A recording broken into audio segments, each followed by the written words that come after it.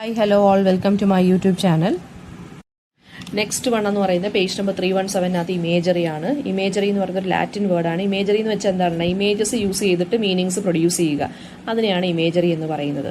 അപ്പോൾ ലാംഗ്വേജിലൂടെ നമ്മളൊരു image create ചെയ്തിട്ട് ആ ഇമേജ് എന്ന് വെച്ചാൽ ഇപ്പം ഒരു ഫോർ എക്സാമ്പിൾ നമ്മുടെ ഡ്രാക്കുള നോവലുണ്ടല്ലോ, അല്ലെങ്കിൽ ഏതെങ്കിലും ഒരു ഹൊറർ നോവൽ എടുത്തെന്നിരിക്കട്ടെ. അപ്പം നമ്മൾ ആ നോവൽ ബുക്ക് വായിക്കുമ്പോൾ നമ്മൾ എന്താണ്, ചിലർ ഇങ്ങനെ ഇമാജിൻ ചെയ്ത് വായിക്കുന്നവരുണ്ട്. ഇപ്പം ഡ്രാക്കുള അല്ലെങ്കിൽ ഹൊറർ നോവൽസ് എടുക്കുവാണെങ്കിൽ ചിലപ്പം നമ്മുടെ റൈറ്റർ എന്ത് ചെയ്യും, നല്ലപോലെ ഓരോ കാര്യങ്ങൾ എക്സ്പ്ലെയിൻ ചെയ്ത് ഡീറ്റെയിൽഡ് ആയിട്ടായിരിക്കും എഴുതുന്നത്.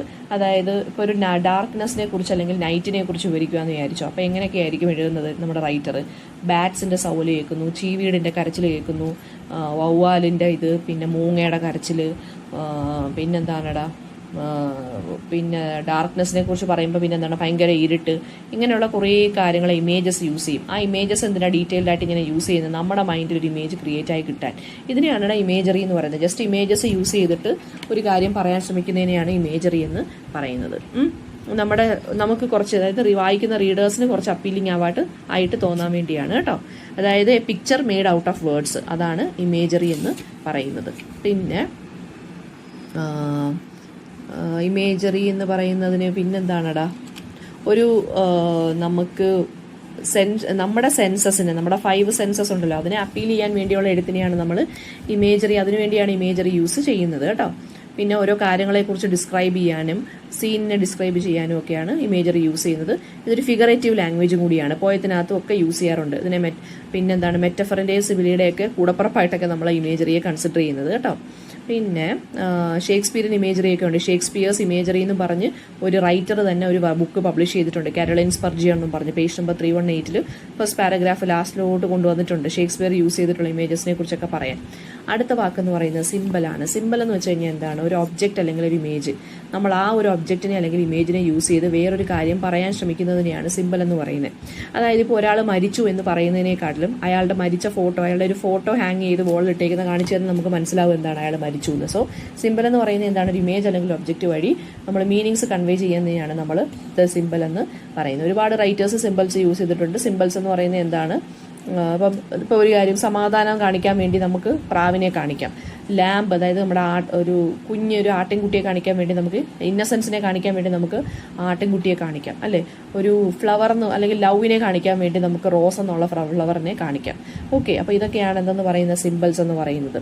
പിന്നെ T.S. Eliot ഒരുപാട് സിമ്പിൾസ് യൂസ് ചെയ്തിട്ടുണ്ട്. ദ വേസ്റ്റ് ലാൻഡ് എന്നുള്ള വർക്കിനകത്ത് W.B. Yeats എന്നുള്ള പോയിട്ടാണ് കൂടുതലും പ്രൈവറ്റ് സിമ്പിൾസ് യൂസ് ചെയ്തേക്കുന്നത് കേട്ടോ, അത് മറന്നു പോകരുത്. പിന്നെ ഫിലിപ്പ് ലാർക്കിൻ എന്നുള്ള റൈറ്ററും ഒരുപാട് സിമ്പിൾസ് യൂസ് ചെയ്ത് എഴുതിയിട്ടുണ്ട്.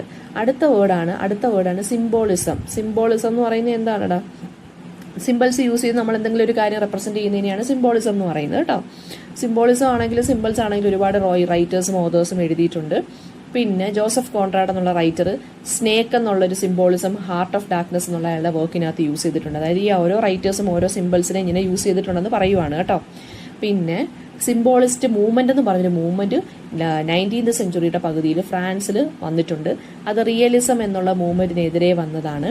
സിംബോളിസ്റ്റുകൾ എന്തിനാ വന്നതെന്ന് വെച്ച് കഴിഞ്ഞാൽ പ്രൈവറ്റ് സിമ്പിൾസ് വഴിയിട്ട് ഇമോഷണൽ ആയിട്ടുള്ള കാര്യങ്ങളെ എക്സ്പ്രസ് ചെയ്യാൻ വേണ്ടി സിമ്പിൾസ് യൂസ് ചെയ്തു. അതാണ് സിംബോളിസ്റ്റ് റൈറ്റേഴ്സ് അല്ലെങ്കിൽ സിംബോളിസ്റ്റ് മൂവ്മെന്റ് എന്ന് പറയുന്നത്. സിമ്പിൾസ് വഴി നമുക്ക് കുറേ കാര്യങ്ങൾ അല്ലെങ്കിൽ ഇമോഷൻസ് നമുക്ക് ഡെലിവർ ചെയ്യാൻ സാധിക്കും എന്നുള്ളതാണ് സിംബോളിസ്റ്റ് മൂവ്മെന്റ് വഴി ഇത് സാധിക്കുന്നത്. റിയലിസത്തിനെതിരെയാണ് ഇത് കൊണ്ടുവന്നത്. പിന്നെന്താണെടാ, ഏറ്റവും സിംബോളിസ്റ്റ് റൈറ്റേഴ്സ് എന്ന് പറയുന്നത് ചാൾസ് ബോഡിലെയർ, സ്റ്റീഫൻ മലാർമയൊക്കെയാണ് കേട്ടോ. പിന്നെ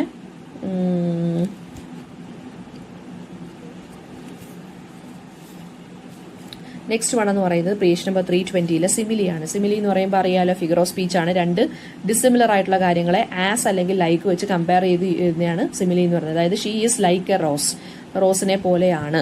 അപ്പോൾ പോലെ, അതായത് ആസ് അല്ലെങ്കിൽ ലൈക്ക് എന്നുള്ള വാക്ക് വെച്ച് കമ്പാരിസൺ നടത്തുന്നതിനാണ് നമ്മൾ സിമിലി എന്ന് പറയുന്നത്.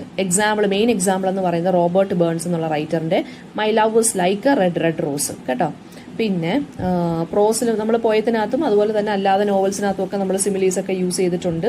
പിന്നെന്താണ്, നമ്മളിപ്പോൾ പറഞ്ഞ my love is like a red rose, അതാണ് ഏറ്റവും വലിയ എക്സാമ്പിൾ കേട്ടോ സിമിലിയുടെ. പിന്നെ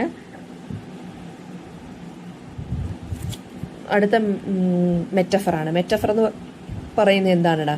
ഇപ്പം my love is like a red rose എന്നോ അല്ലെങ്കിൽ my love is A red rose, അത് തമ്മിലുള്ള ഡിഫറൻസ് എന്താ? My love is A red rose എന്ന് വെച്ചാൽ എന്താണ്? അവിടെ കമ്പാരിസൺ ഒന്നും നടക്കുന്നില്ല.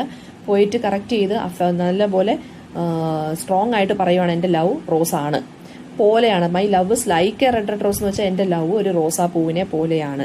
അതും my love is A red rose എന്ന് പറയുന്ന ഡിഫറൻസ് കണ്ടോ? അതിനകത്ത് ആസും ലൈക്കും യൂസ് ചെയ്യാതുള്ള കമ്പാരിസണെയാണ് നമ്മൾ മെറ്റഫർ എന്ന് പറയുന്നത്. അതായത് രണ്ട് ഡിസിമിലർ തിങ്സിനെ നമ്മൾ അസോസിയേറ്റ് ചെയ്ത് പറയുന്നു. അപ്പോൾ ഒരു കാര്യത്തിനെ വേറൊരു കാര്യം വെച്ച് റെപ്രസെന്റ് ചെയ്യുകയാണ് ചെയ്യുന്നത്. കമ്പാരിസൺ അല്ല, റെപ്രസെന്റേഷനാണ് മെറ്റഫറിനകത്ത് നടക്കുന്നത് കേട്ടോ. പിന്നെ ഓക്കെ, മെറ്റഫറും സിമിലിയും തമ്മിലുള്ള ഡിഫറൻസ് ഇപ്പം മനസ്സിലായെന്ന് വിചാരിക്കുന്നേടാ. പിന്നെ സിമിലി എന്ന് പറയുന്നത് എന്താണ്? ലൈക്ക് അല്ലെങ്കിൽ ആസ് വെച്ച് രണ്ട് ഡിസിമിലർ തിങ്സിനെ കമ്പയർ ചെയ്യുകയാണ് ചെയ്യുന്നത്. മെറ്റഫേഴ്സ് എന്ന് വെച്ച് കഴിഞ്ഞാൽ എന്താണ്? ഒരു കണക്റ്റീവ് വേർഡ്സും കാണത്തില്ല, കമ്പാരിസൺ ഒന്നും കാണത്തില്ല, ജസ്റ്റ് റെപ്രസെന്റേഷൻ മാത്രമായിരിക്കും കേട്ടോ. പിന്നെ എന്താണ്, ഒരുപാട് റൈറ്റേഴ്സ് മെറ്റഫേഴ്സ് ഒക്കെ യൂസ് ചെയ്തിട്ടുണ്ട്. പിന്നെ ഇതിനകത്ത് മെറ്റഫറിനകത്ത് രണ്ട് എലിമെന്റ്സ് വരുന്നുണ്ടടാ. വെഹിക്കിൾ എന്ന് പറഞ്ഞൊരു കാര്യവും ടെനർ എന്ന് പറഞ്ഞൊരു കാര്യവും പേജ് നമ്പർ 321 ഫസ്റ്റ് പാരഗ്രാഫിനകത്ത് പറയുന്നുണ്ട്. അതായത് for example, the child is A mouse. അതിനകത്ത് ചൈൽഡ് എന്ന് പറയുന്നതാണ് ടെനറും മൗസ് എന്ന് പറയുന്നതാണ് വെഹിക്കിളും. ചൈൽഡ് ആണ് മൗസ് എന്ന് പറയുവാണ്. അതായത് വെഹിക്കിൾ എന്ന് പറയുന്നത് എന്താണ്? An image use to represent something. Tenor എന്ന് പറയുന്നത് എന്താണ്? The thing that is represented. അതാണ് ടെനർ എന്ന് പറയുന്നത്. പിന്നെ അടുത്തതെന്ന് വെച്ചാൽ മെറ്റോണിമി എന്നുള്ള വാക്കാണ്. മെറ്റോണിമി എന്ന് വെച്ച് കഴിഞ്ഞാൽ എന്താണ്? Change of name. ഗ്രീക്ക് വേർഡാണ് മെറ്റോണിമി. അതൊരു ഫിഗർ ഓഫ് സ്പീച്ച് ആണ് കേട്ടോ. അതായത് ഒരു കാര്യത്തിന് നമ്മൾ വേറൊരു കാര്യം കൊണ്ട് അസോസിയേറ്റ് ചെയ്ത് പറയുന്നതിനെയാണ് മെറ്റോണിമി എന്ന് പറയുന്നത്. അതായത് മെറ്റോണിമിക്ക് ഇപ്പം ഇമ്പോർട്ടൻസ്, അതായത് ഇപ്പം crown, the crown is here, അല്ലെങ്കിൽ ദ ക്രൗൺ ഹാസ് അറൈവ്ഡ് എന്ന് പറയുമ്പോൾ അതിന്റെ മീനിങ് എന്താ? ക്രൗൺ എന്ന് പറയുമ്പം കിരീടമാണ്. കിരീടം എന്ന് പറയുമ്പോൾ ആരുമായിട്ട് റിലേറ്റഡ് ആണ്? രാജാവുമായിട്ട്. അപ്പോൾ ഇവിടെ ക്രൗൺ ഹാസ് അറൈവ്ഡ് എന്ന് വെച്ചാൽ മീനിങ് എന്താ? രാജാവ് ഇവിടെ വന്നു എന്ന് നമുക്ക് അവിടെ എടുത്തുകൂടെ അർത്ഥം. അപ്പോൾ അതായത് ഒരു കാര്യത്തിനെ നമ്മൾ ഒരു കാര്യത്തിനെ മറ്റൊരു കാര്യം വെച്ച് നമ്മൾ റെപ്രസെന്റ് ചെയ്ത് പറയുന്നതിനെയാണ് മെറ്റോണിമി എന്ന് പറയുന്നത് കേട്ടോ. പിന്നെ ഹോളിവുഡ് എന്ന് വെച്ച് കഴിഞ്ഞാൽ ഏത് ഫിലിം ഇൻഡസ്ട്രിയാണ്? മൊത്തത്തിലുള്ള ഫിലിം ഇൻഡസ്ട്രി നമുക്ക് എന്തെന്ന് പറയാം? ഹോളിവുഡ് എന്ന് പറയാം അല്ലേ. പിന്നെ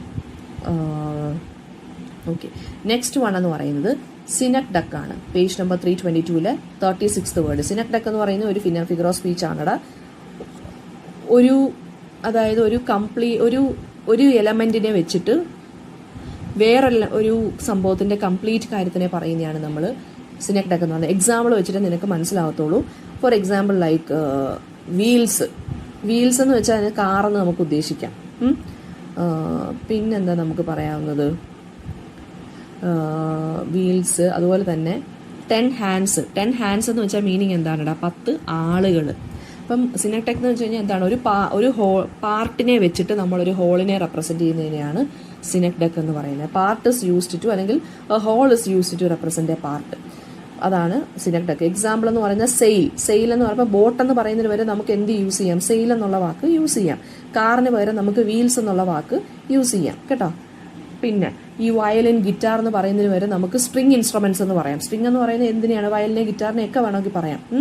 അതാണിത്. പിന്നെ അടുത്തത് ഹൈപ്പർ ബലെ എന്ന് പറഞ്ഞ വേർഡാണ്, ഫിഗർ ഓഫ് സ്പീച്ച് ആണ്. ഹൈപ്പർ ബലെ എന്ന് വെച്ചാൽ നമ്മൾ വളരെ ഓവർ ഹൈപ്പ് കൊടുത്ത് ഭയങ്കരമായിട്ട് ഓവറായിട്ട് എക്സാജറേറ്റ് ചെയ്ത് പറയുന്ന എക്സ്പ്രഷനെയാണ് ഹൈപ്പർ ബലെ എന്ന് പറയുന്നത്.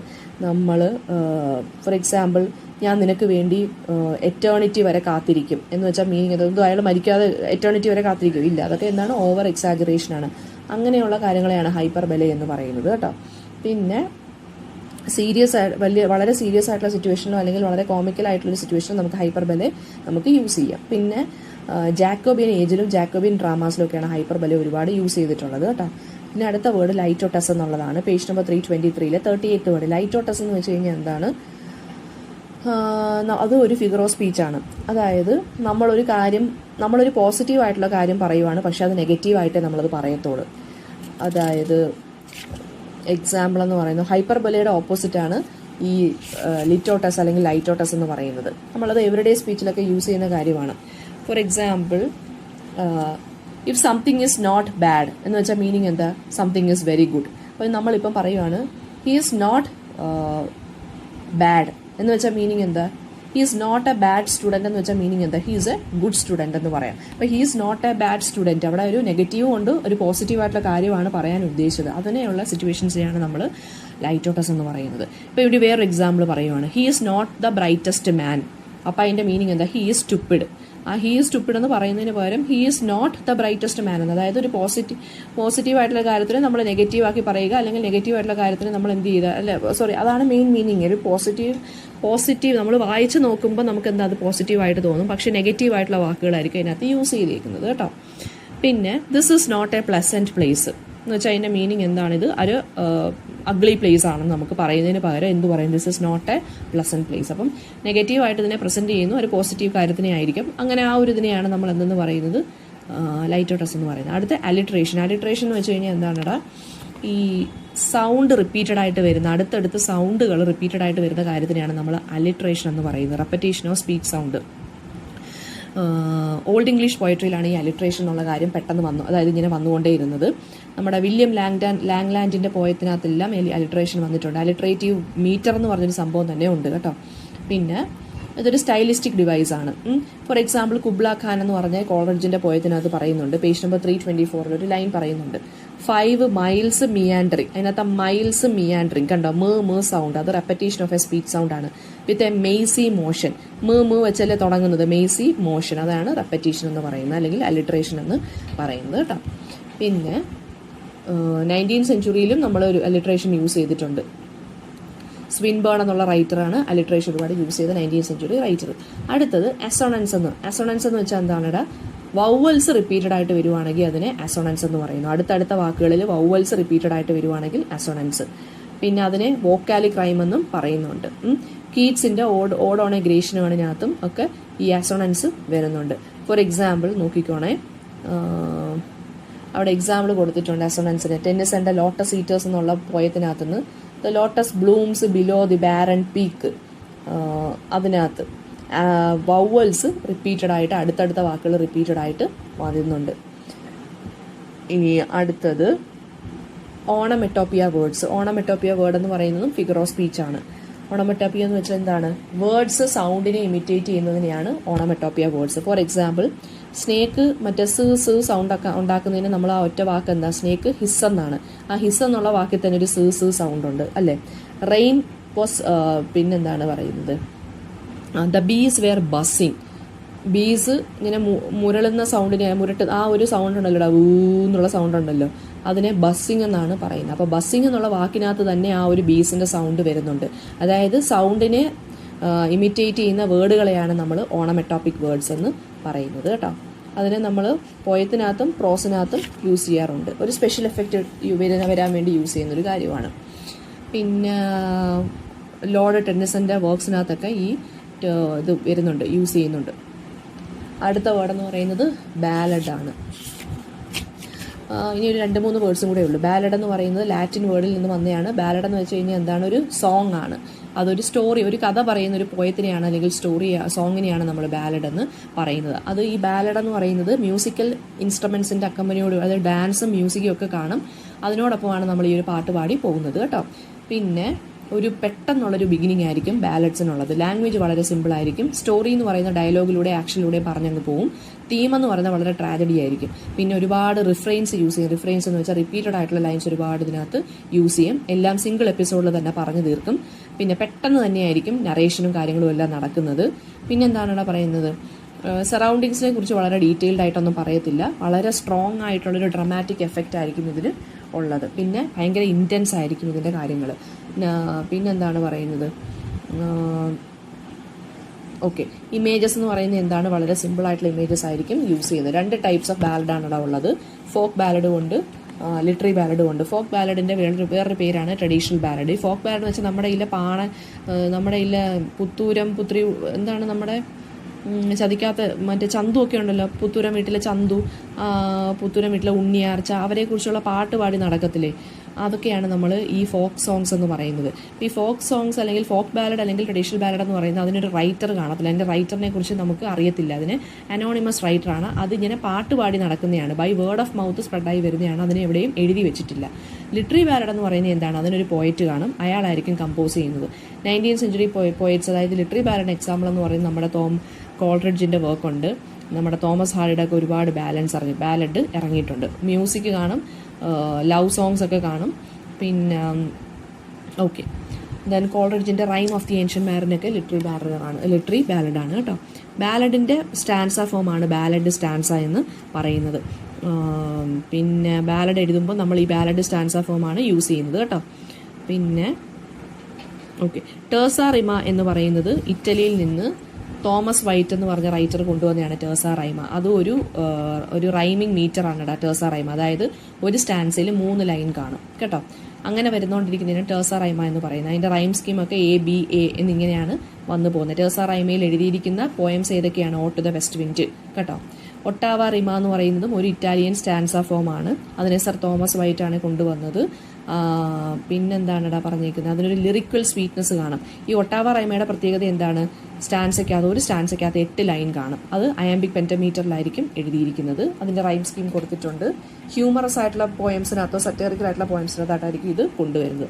പിന്നെ ഷെല്ലിയും കീറ്റ്സും ഒക്കെ ഒരുപാട് യൂസ് ചെയ്തിട്ടുണ്ട് ഒട്ടാവ റൈമ. ഓക്കെ, പിന്നെ സ്പെൻസറിയൻ സ്റ്റാൻസ എന്ന് പറയുന്നത് എന്താണെടാ? സ്പെൻസർ കൊണ്ടുവന്ന സ്റ്റാൻസ ഫോമാണ് സ്പെൻസറിയൻ സ്റ്റാൻസ. 9 ലൈൻ സ്റ്റാൻസയാണ് നമ്മൾ സ്പെൻസറിയൻ സ്റ്റാൻസ എന്ന് പറയുന്നത് കേട്ടോ. സ്പെൻസറിന്റെ ഫെയറി ക്വീനകത്ത് ഈ ഒരു സ്പെൻസറിയൻ സ്റ്റാൻസയാണ് യൂസ് ചെയ്ത് വെച്ചേക്കുന്നത്. പിന്നെ വേർഡ്സ്വർത്തും ഷെല്ലിയും എല്ലാം യൂസ് ചെയ്തിട്ടുണ്ട്, കീറ്റ്സും ഒക്കെ യൂസ് ചെയ്തിട്ടുണ്ട്. പിന്നെ ലാങ് എന്ന് പറയുന്നതും പരോൾ എന്ന് പറയുന്ന 2 ടേംസ് ഉണ്ട്. നമ്മൾ നേരത്തെ സ്ട്രക്ചറലിസം പഠിക്കുമ്പോൾ നമ്മളത് പഠിക്കുന്നുണ്ട്. അപ്പം തൽക്കാലം അതിപ്പോൾ നോക്കണ്ട. പിന്നെ കുറേ മീറ്ററിൻ്റെ കാര്യങ്ങൾ പറയുന്നുണ്ട്. അത് നോക്കാതിരിക്കുന്നതായിരിക്കും നല്ലത്. ഹീറോയിക് കപ്ലറ്റ് എന്ന് പറഞ്ഞ പേജ് നമ്പർ 334 നോക്കിക്കോ. റൈംഡ് അയാംബിക് പെന്റമീറ്ററിനെയാണ് ഹീറോയിക് കപ്ലറ്റ് എന്ന് പറഞ്ഞത്. ഇതൊക്കെ റൈമിംഗ് മീറ്റേഴ്സ് ആണ് കേട്ടോ. അതായത് 2 ലൈൻ പോയട്രി, ഇപ്പോൾ 2 ലൈൻസ്, ഒരു പോയട്രി 2 ലൈൻസ് ഒരേ സൗണ്ടിലാണ് എൻഡ് ചെയ്യുന്നതെങ്കിൽ നമ്മൾ അതിനെ റൈംഡ് ലൈൻസ് എന്ന് പറയുന്നു അല്ലേ. അപ്പം പിന്നെ പറയുന്നതെന്ന് വെച്ച് കഴിഞ്ഞാൽ പെന്റമീറ്റർ എന്ന് വെച്ചാൽ മീനിങ് എന്താണ്? ഒരു 5 feet ലൈനെയാണ് നമ്മൾ പെന്റമീറ്റർ എന്ന് പറയുന്നത്. പിന്നെ അയാംബിക് എന്ന് വെച്ചാൽ മീനിങ് എന്താണ്?